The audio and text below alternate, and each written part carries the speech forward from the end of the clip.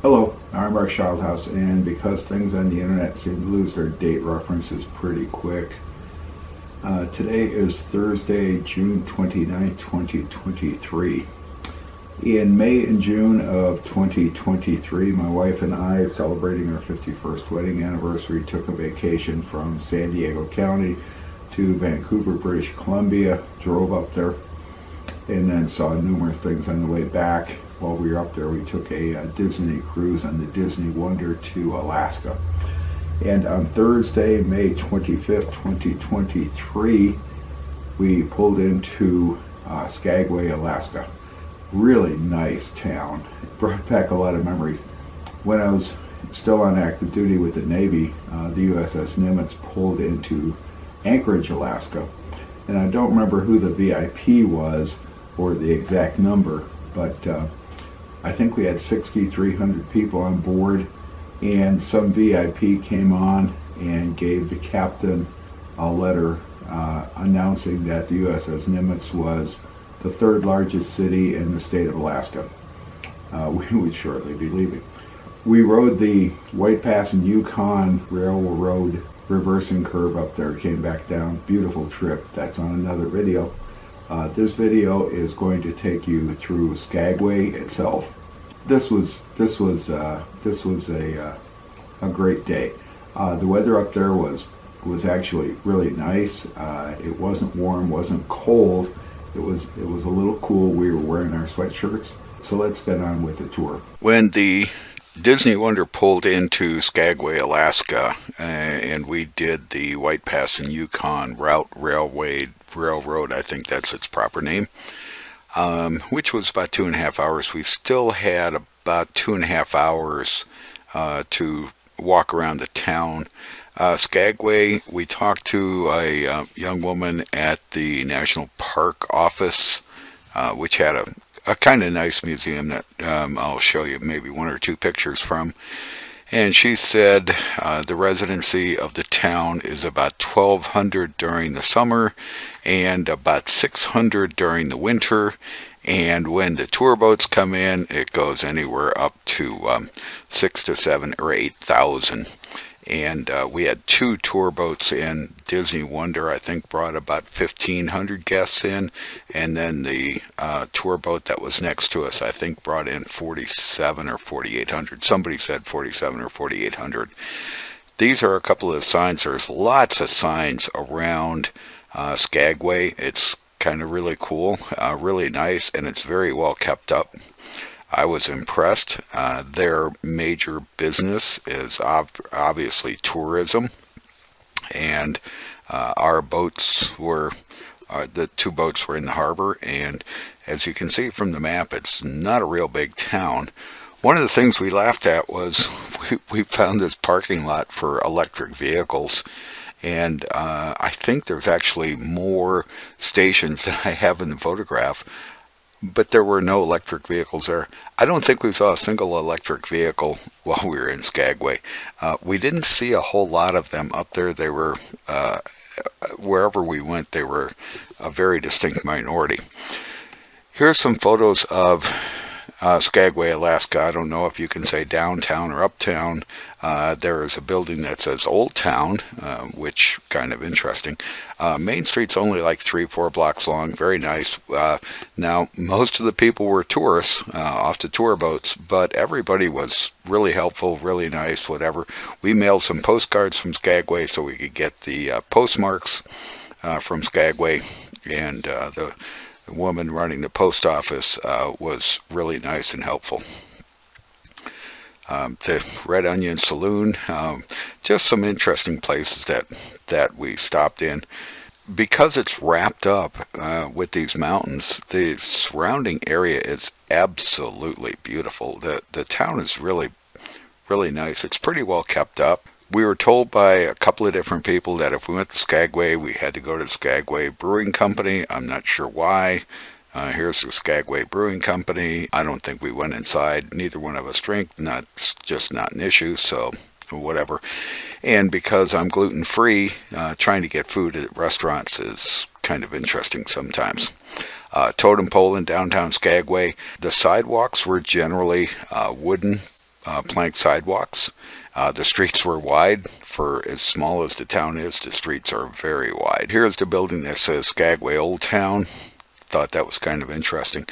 The town obviously thrives on tourism, which is nice.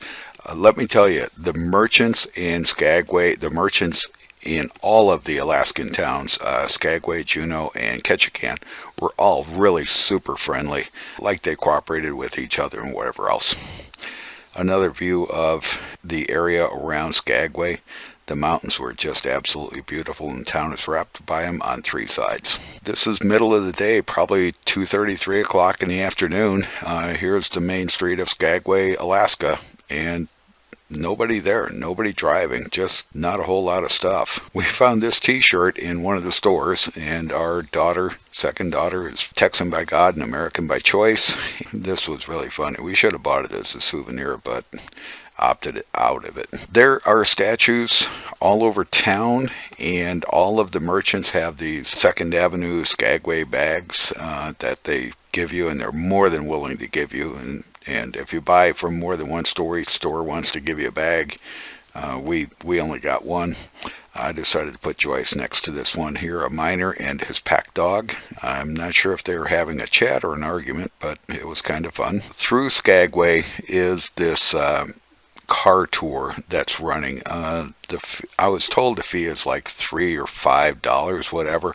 It's narrated, and it runs up and down the main street around the general area, and you get little tickets, and you can get on, get off anytime you want, so you can ride it. We didn't do it. We were walking and we were having fun. Here's one of the statues and the plaques that go with it.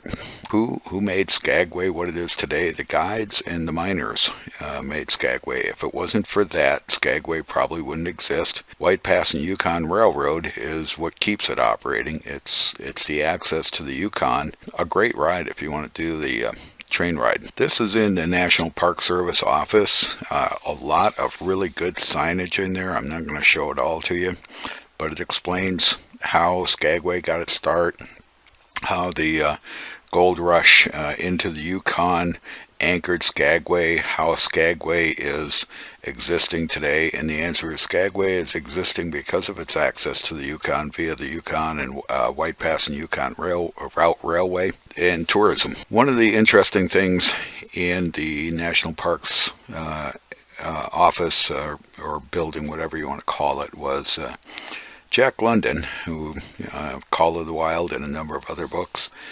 He was one of the gold rush guys. He was one of the stampeders, as they were called, I guess.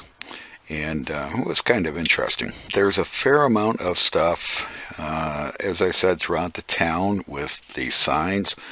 Like this one here, how far would you go to fulfill a dream? I'll tell you what, I'm a naval aviator. I'd go a long way. I went a long way.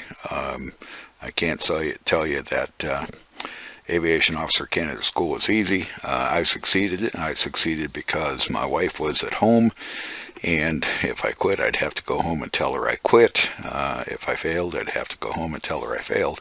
So how far would you go for a dream? Depends on the person. Long way. And these guys were going a long way. It was arduous. And before the railroad went through, you did it on foot, and you did it with animals as best you could. On the White Pass and Yukon Railroad, there's a Northwest Mounted Police facility that, as the individuals were going into the Yukon, you had to prove that you could actually exist. You had to prove that you had the food and materials and whatever else. Here's a picture of what Skagway, Alaska looked like on the outskirts during the gold rush. It was tent city, and because it's tent city, no sidewalks, no streets, and as it rains and gets wet, it turns into mud. So how big is the Disney Wonder? We're tied up. The Disney Wonder had 1,500 passengers, I think, give or take, and that's it on the right. And then I'm not sure whose cruise ship is on the left, but there's an obvious difference. And being told that they had 4,500 to 5,000 guests on board, totally believable. There's a number of plaques around town associated with the railroad, and there is a park, and this is the rotary snowblower that was used to keep the rail line open. And sometimes the snow would be so deep that they would have to put the snow plow in 4 to 5 feet, pull it back, let the top cave in, then push it back in, clean it out, and sometimes it could take quite a while.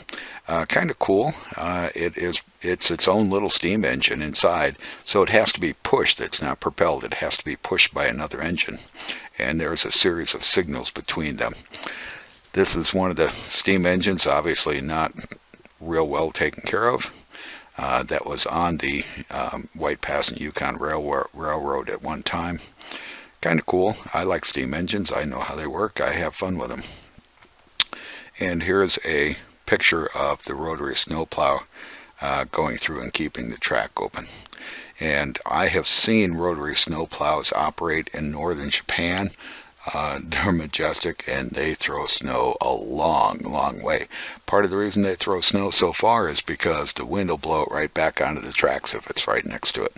And we found this one, the White Pass and Yukon Railroad, whatever its proper name is, has a train shop in town, and we toured it and we bought some souvenirs.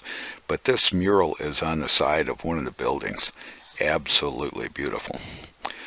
So we spent a little bit of time walking around Skagway and reading the signs and whatever else. We just had an absolute ball. It was a very fun tour. The riding the White Pass and Yukon Railroad was fun. Walking around town was fun.